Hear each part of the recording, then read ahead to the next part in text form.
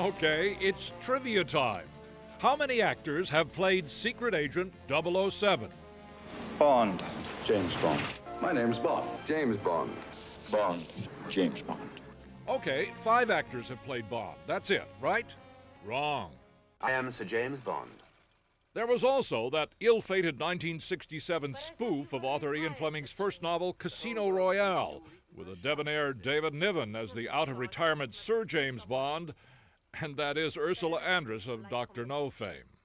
Bond, James Bond. Peter Sellers also claimed to be Bond, as did others in this convoluted screenplay. That's Orson Welles as the villainous Le Chiffre. I see everything that goes on at this table. So, what does that make? 6, 7, 8 Bonds? However, none of them was the first actor to play 007 on the screen. Okay, so it was a TV screen, but who was it? Look, would you get me some chips? Why, certainly, Mr. Bond.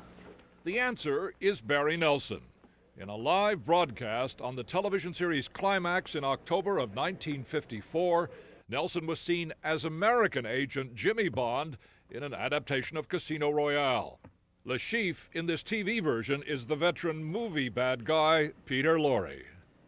We were also worried about, getting our lines. Even Peter Lorre was having trouble toward the end there, confused with the cameras moving about and what he was supposed to do and what he wasn't.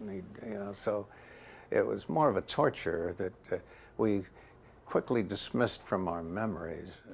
And speaking of Bond villains, did you ever wonder about, say, Connery or Moore's favorite nemesis? After all, they each had 7 to choose from. Goldfinger was a perfect example of the villain, in that he played golf, he had a Rolls Royce, he had charm, he was a dreadful person. Do you expect me to talk? No, Mr. Bond, I expect you to die. By the way, if you loved German-born Gert Frobe as Goldfinger, you also had to credit actor Michael Collins, who dubbed Frobe's voice.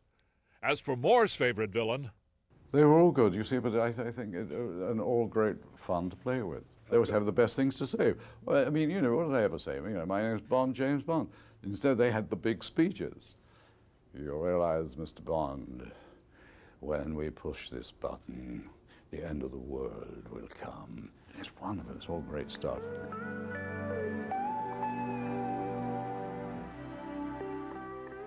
and then there are the Bond women. No, that's not right. The Bond girls. It's okay, I'm told, to use that term again.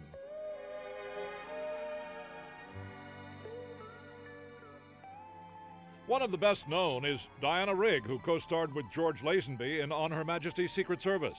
Rigg played the only woman who married 007. Anyway, you have given me a wedding present. The best I could have. The future. I don't go and see Bond films nowadays. I consider that sort of part of my past, in a way. I've grown older. The cards say we will be lovers. Another whose career lasted beyond her Bond days is Jane Seymour, Roger Moore's love interest in Live and Let Die. At 20, I landed the biggest role in British film. I was just sort of stunned. So actually the Bond film taught me a great deal because the press were trying to make me out to be some sort of superstar. And I realized that they only do that so they can pull you right down the next week. Eject a seat, you're joking. I never joke about my work, 007. In the 18 official Bond movies of the last 35 years, 16 have featured Desmond Llewellyn as the gadget master known as Q.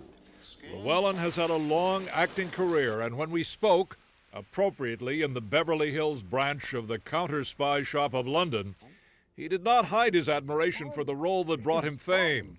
But on another question... Would you have liked to have been a Bond villain instead of Q? Well, I most likely have made more money out of being a Bond villain once than being Q in 16.